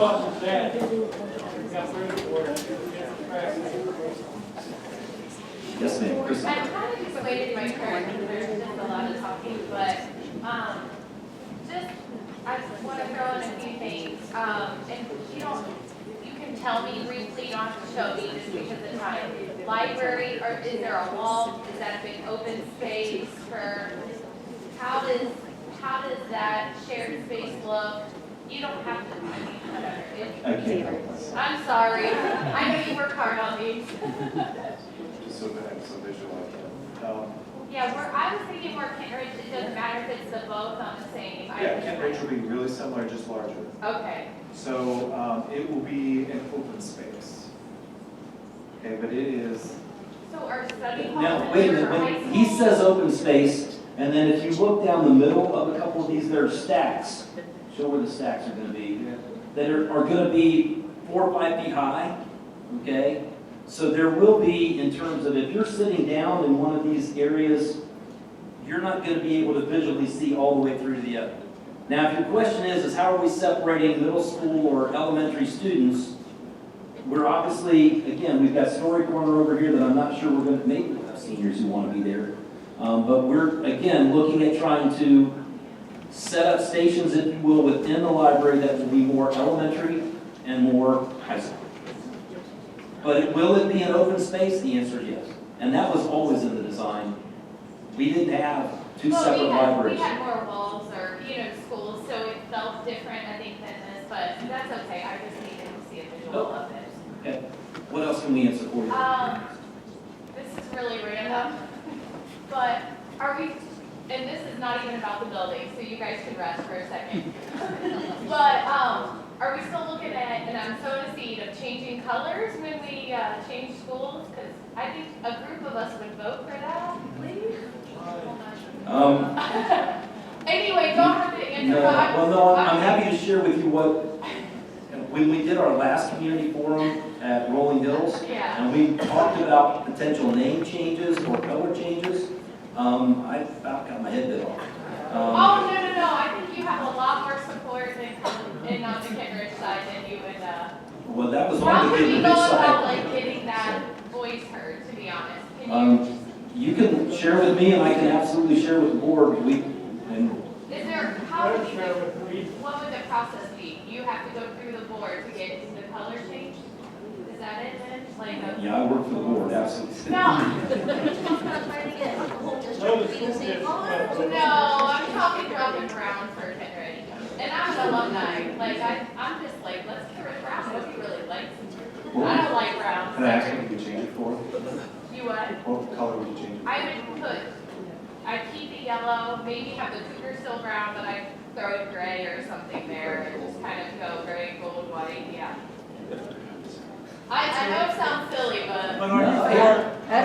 We're here to listen. I listen to all your stuff all night, so if I want to. That's fine, but I was gonna ask you, That's all I'm keep it saying. Northeastern School? What? Keep it Northeastern School, didn't you? Because they talked about changing that too. No, I'm not, that's not what I'm talking about. I just. Yeah. Send me a proposal and we can talk about it, and I'm happy to talk with the board. I don't want to sit here and say it's my decision. I mean, obviously, I want to make sure we're trying to. Are you going to move the wall? I just asked, can I have a plea as your architect? We went for a school once that changed the color after we just designed it. So if you change it, Please tell us don't put soon. brown in the building. Just don't put brown in there, okay? So if you guys, if we're gonna dump the kids out on Middle Urbana there, we talked to the state or the county about trying to put a light at Montego. So, because you're gonna have that limited site. Yeah, there's coming up a that traffic study that has already been done, and again, recommendations, and we're working with Clark County in that traffic study. If you remember back originally, we had even potentially talked about doing an access road off Ozark. Right. As we started to look at the traffic study, that became like, yeah, don't mess with that. That's kind of a bad idea. So. Yes.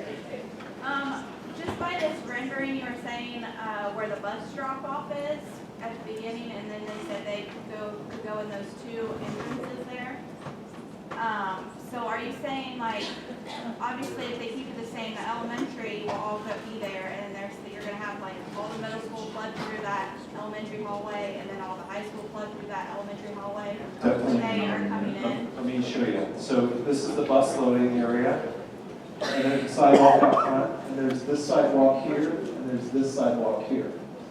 And then let me jump to the floor plan. I couldn't tell which two entrances you were talking about.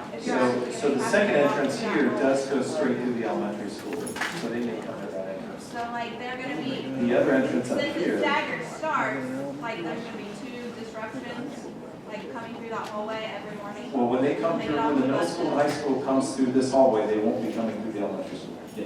Or they- We Will won't they bring not let our high them school, middle school students through that entry. Okay, that's what I in the was elementary asking. They room. said that. They'll be Believe me, interested in we'll be these. looking at trying to engineer our schedules to be able also, I mean, obviously, we're physically doing things to try and keep things separate, but we will do as many things, if not more, by how we engineer the inside flow in the building. Well, I didn't So- think that you would do that, but he said that they'd be able to come in both those entrances. So I that's think why he was wanted really to- referring to elementary students could potentially come in either one. So, We're gonna have to drop off 3 days at a time. no, we're looking at 2 as we have now. Drop off at the same time. No, we'll have 2 separate times. There'll be basically a K-6 or pre-K-6 time, and then a 7-12. And right now, we are not looking at changing what we're doing where elementary comes in first. We worked with staff and we talked about, you know, if we're gonna change, now's the time to say we really wanna look at that. And as we worked with staff, that came and we said stay the same. So we're gonna keep that the same. And we think we may be able to potentially tighten it up just slightly, only because obviously we're only going to 2 locations now, as opposed to a drop-off potentially at the high school and then having to go over to the middle school. So again, we think we can maybe tighten that up by just a few minutes to help our bus schedules run as efficiently as possible. So But that means that there's gonna be 2 buses running each route, or each bus is gonna run from all we have, each of our busing is double routed. So bus 3 runs an elementary route and bus 3 runs a middle route. There's 2 buses that are running each route. Well, it's one bus that runs 2 different time schedules. And their route may not be exactly the same. It will be very similar to obviously what we're doing right now. Okay? We're not looking to have to purchase more buses. And actually, we're trying to look and see if there's an economy that we can produce some bus routes in Florida. So, yes, ma'am. I don't see where the kids are really having study halls, assuming the students are studying. At some point in time, I find that it's like, here's a study hall in here. We won't have this room. Where are the study halls? Well, actually in KR right now, the study hall's in the old wood shop, which is really a large-sized classroom. But we will likely have some study halls, and we'll probably put the divider curtain down at times that aren't lunch. Okay, and it could be done in student dining, as it's handled in many other places. There could also be some open classrooms where study halls might be. So we'll have to, again, that inside scheduling of the building is going to be critical for what we do. Yes? So you said that there would be like student escape windows on the first floor? Like Corinna has, where you can open them up? You know what I mean? I do know what you mean. Yeah, that was a request of the security committee to do that, yes. Okay, so are those gonna be armed somewhere? Is there gonna be any kind of alarm on them when they open them? No. But well, again, remember, we're going to have cameras everywhere. So there'll be cameras not only inside the building, but there will be some outside. So I don't know if this is where you were going, but if we have students who are potentially trying to sneak out of a classroom to get outside, we'll be able to look at that through a camera. But I mean, what if somebody comes and lays a gun outside one of the windows any time of, the night, and then anybody can open it up from the inside, they have access to that gun? It's too late, it's like, why have the security on the door if the windows are wide open? The window manufacturer's a little bit different. Most of them have, and this goes into how quickly do you want to get out and can't get out. They have stops in there that you can put a screw in, so they can't be opened just whenever. It's not really a screw, but a quick thumb attachment thing. So the discussion has to be, well, if I have that in, that's one more thing I have to do before I get out. So do I want that feature in so it limits the access in and out a little bit, or do I want to take that out completely and it's better to be able to get out if I have to in that situation? So I believe all the manufacturers have some sort of catch in there like that. I mean, I hear what you're saying, but, and again, I'm not trying to minimize this, but ultimately, in our secure vestibules at the beginning of the day, students are going to be able to walk straight in. So potentially that gun could be in the backpack. We're not looking at metal detectors. We kind of talked about that too, but you know, where do you go back to? And I'll keep coming back to what I said. We really need our students to work with us on helping to try and identify when there's a problem and helping us with that so that we can react to that and hopefully be proactive in taking care of the situation before it ever gets to that. But it's again, safety is huge, but I would be remiss if I said we could design this school and make it so that it's 100% foolproof. Will those windows only be on the first floor? Or? I mean, I noticed your man had those windows on the second floor. What do you do? Jump out a, third grader jump out a window? There's no ladder or anything down. Tough question. I mean, again, I wish we could say we could plan for everything. I don't know that we're really looking at the escape hatch as being probably as prevalent on the second, and definitely not. So are you saying that More on the first. was it the cost or the inconvenience or the time to run everybody through that? Kind of all of those things. Yeah, all of those things. So you can make that over. And we talked about that a little bit earlier too, in terms of NSRO. Yes? So you can make that as an alternate to your base? Correct. Yes. Yes? Another question. What's happening to the band practice field out here? What do you want to have happen? We're going to have a band practice field. We're not sure which one it's going to be. I just didn't know. Yeah, we'll still, actually, we potentially could have it be the one to the east. That would be literally right outside of the band. We're going to see how much Mr. Templeton's willing to pony up for that. Maybe that'll get us a sloped roof. I don't know. I'll try it. I know he'd rather have another music room, I guess. So, yes, Linda.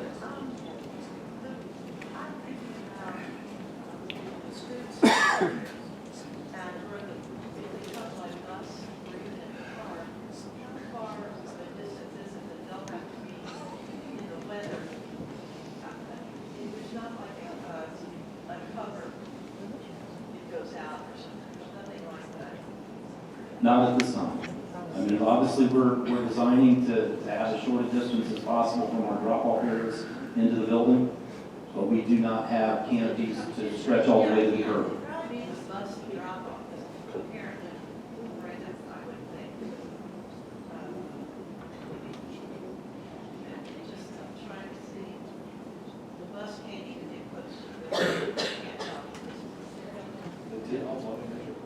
The distance from this curb to the door is 70 feet. That's probably closer than anything that we have now. Well, except for Northridge. I mean, Northridge is definitely, and South End is pretty close, but Rolling Hills, you've got about the same walk. So both facilities will have separate buses, separate for drop-off. That's correct. Like Rolling Hills, we're all three working together. That is correct. That's great. We do try and learn. I know. He's We running really really do. good over there now. Yes, sir. Is the main construction of the building where you predominantly masonry? So the structure for the back, the shared services building back is predominantly low-bearing masonry. The structure for the academic core is steel frame with metal studs and then brick on the exterior. So it's a composite.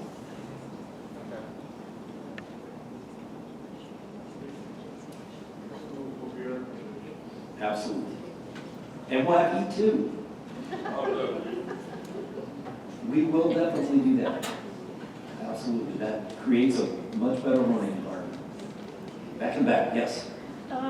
Does the whole school have a sprayer system then in case there'd be a fire? I know It will be fully sprinkled. the whole building. Fully sprinklered, and there's a full fire alarm system throughout as well. I want to thank you all for coming. I know we've dwindled. If you have any other questions, come on down. I'm happy to answer. Or we have a news facilities email address that comes directly to me, and I can get answers back to you that way. And I also share those with the board. So that's out there. This presentation is going to be on our website in the morning. It's So already it will be there. out there under our website, NELSD.org, on the facilities page. If you ask a question and you want to see yourself how you look from the back, we did audio, video this so that it will be out there as well. If you want to refer to a friend to say, here's the answers they were given, and here's what the presentation looked like. Thank you all for coming. I'm happy to answer questions at any time. Please let me know. Thank you.